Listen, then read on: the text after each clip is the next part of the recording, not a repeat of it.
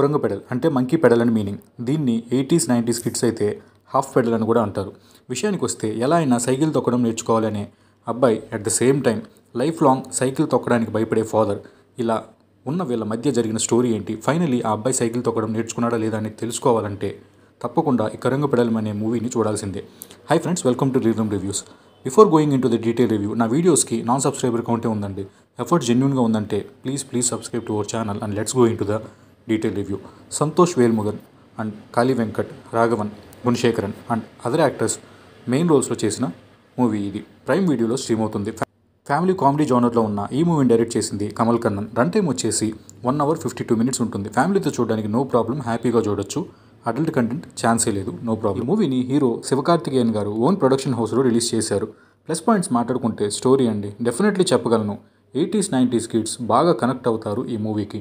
అప్పట్లో rent cycles, half pedal cycle నేర్చుకోవడం, ఆ ప్రయత్నాలు బాగా చూపించారు. ఎస్పెషల్లీ ఆ రెంట్ టైం దగ్గర పడే కొద్దీ వాళ్ళు పడే కష్టాలు బాగా చూపించారు. Super detail. నెక్స్ట్ వచ్చేసి సినిమాటోగ్రఫీ.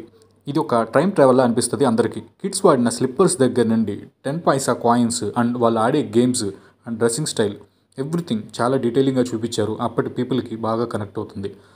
నెక్స్ట్ వచ్చేసి సాంగ్స్ జస్ట్ ఓకే అండి. బీజిఎం అయితే చాలా బాగుంది.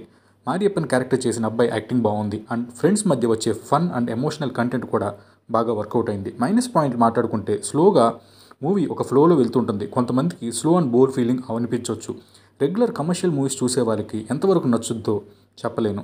చాలా ఫ్రెష్ మూవీ అని చెప్పాలి, వేరే మూవీస్తో కంపేర్ చేయలేం. ఇదే పెద్ద మైనస్. కమర్షియల్ ఎంటర్టైనర్స్ చూసే వాళ్ళకి ఎంతవరకు నచ్చుద్దో చెప్పలేం కదా.